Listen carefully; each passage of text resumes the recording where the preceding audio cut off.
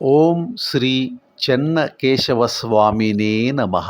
ఇది తెలంగాణ రాష్ట్రం యొక్క రాజధాని జంట నగరమైనటువంటి సికింద్రాబాదులో రాష్ట్రపతి రోడ్డులో నిత్యము కిటకిటలాడే ప్రాంతం మధ్యలో ఉంది ఇది. అదుగో శ్రీ చెన్నకేశవ స్వామినే నమః అనేటటువంటి నామాన్ని రాసి మరీ ఈ గుడి ఇక్కడ నిర్మించబడింది. సర్వాంగ సుందరంగా ఉంది కదా అలంకరణ. దానికి కారణం లేకపోలేదు. చెన్నకేశవ స్వామి అంటే శ్రీకృష్ణుడు. చెన్న అంటే అందమైన అని అర్థం. కేశవ, కేశము అంటే జుట్టు, వెంట్రుకలు అని అర్థము. అంటే అందమైన వెంట్రుకలు లేదా జుట్టు కలవాడు ఎవరు? శ్రీకృష్ణుడు. ఇంకొక అర్థంలో కేశి అనే రాక్షసుడిని చంపినవాడు అని కూడా పెద్దలు చెప్తారు. కేశులు అంటే బ్రహ్మ, విష్ణు, రుద్రులు ఈ ముగ్గురిని తన వశమందు ఉంచుకున్నవాడు కేశవుడు. కాబట్టి కేశవుడు అంటే త్రిమూర్తులు ఒకటైనటువంటి ఆనంద స్వరూపుడు.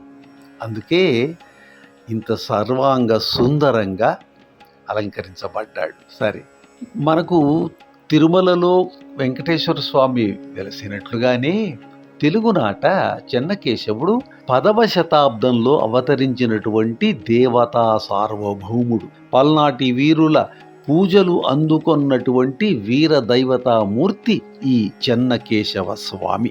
శంఖచక్ర గదా పద్మధారిణే దోషహారిణే పరతత్వ స్వరూపాయ పంచవ్యూహాయ మంగళం అని భక్తకోటి చేత మంగళాశాసనాలు అందుకుంటూ ఉంటాడు. ఆర్తుల పాలిట కొంగు బంగారము ఈ చెన్నకేశవుడు. చూశారు కదా, ఆ పేరుకు తగ్గట్టుగా ఈ ఆలయములో అలంకరణ చేయటం ఇక్కడి ప్రత్యేకత.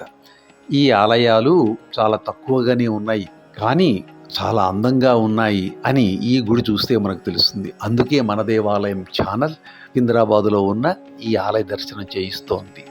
మరి సికింద్రాబాదులో ఉన్నటువంటి ఈ ఆలయాన్ని శనివారం నాడు విశేషంగా అలంకరణ చేస్తారు చక్కగా. మరి ఇక్కడ రకరకాల కళ్యాణాలు, పూజలు, వ్రతాలు, నోములు చేసుకోవడానికి తగిన వసతి ఉంది. ఆలయం కొంచెం చిన్నదే అయినప్పటికీ చాలా సుందరంగా నిర్వహింపబడుతోంది. అది ఇందులోని విశేషము. ఇక మన తెలుగునాట ఉప్పలూరు శ్రీ చెన్నకేశవ స్వామి ఆలయము ప్రసిద్ధమైంది. అలాగే మాచర్లలో ఉన్నటువంటి శ్రీ లక్ష్మీ చెన్నకేశవ స్వామి దేవాలయం కూడా సుప్రసిద్ధమైనది. ఇక కారంపూడిలో చెన్నకేశవాలయం ఉంది. అలాగే విజయవాడ గ్రామీణ ప్రాంతమైనటువంటి పాతపాడులో కూడా చెన్నకేశవ స్వామి దేవాలయం ఉంది. ఇంకా కంకిపాడులో కూడా ఈ చెన్నకేశవ స్వామి దేవస్థానం ఉంది. ఇక చుక్కలూరులో ఉంది.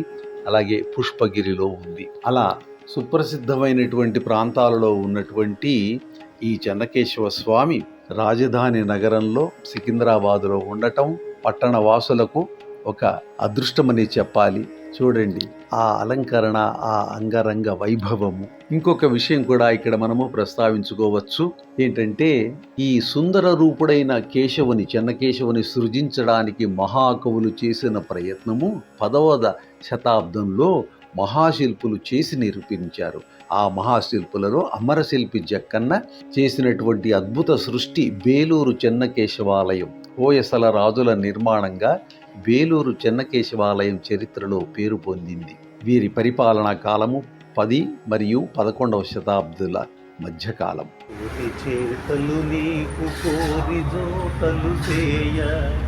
కోరికల తీర్చేటి కొంగు బంగారమై కొండనేడింటిపై కొలువు దీరేవయ్య తిరువేంకటాద్రీశ జగదీశ.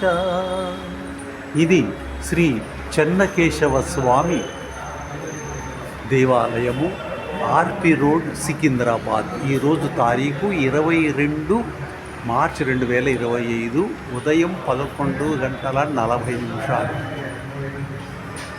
సికింద్రాబాదు నా స్వస్థలం కాబట్టి సుమారు 8 నెలల తర్వాత మళ్ళీ ఇక్కడికి వచ్చాను. ఈ చెన్నకేశవ స్వామిని నిత్యం దర్శించుకునేవాడిని ఇది వరకు. మళ్ళీ ఆ భాగ్యం ఈరోజు కలిసింది. ఆహా,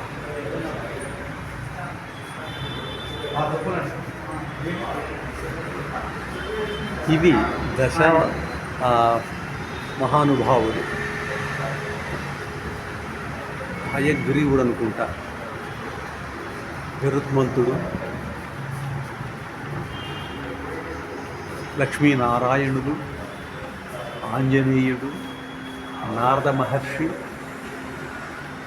మహాముని. వారు ఏదో పేరు అనుకుని ఉంటారు, నేను తప్పు చెప్పటం ఎందుకు.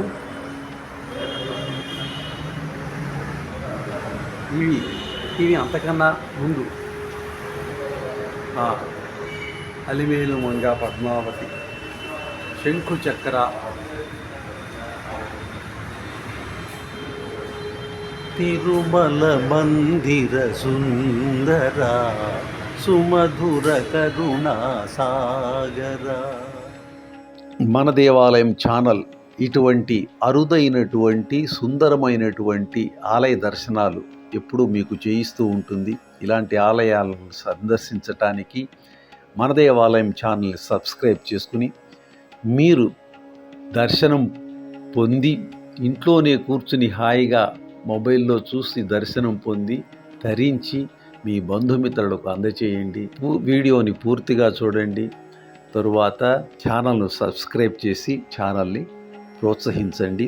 ధన్యవాదాలు. అందరికీ శ్రీ చెన్నకేశవ స్వామి యొక్క కృపా కటాక్ష ప్రాప్తిరస్తు. సర్వే జన సుఖినో భవంతు. స్వస్తి.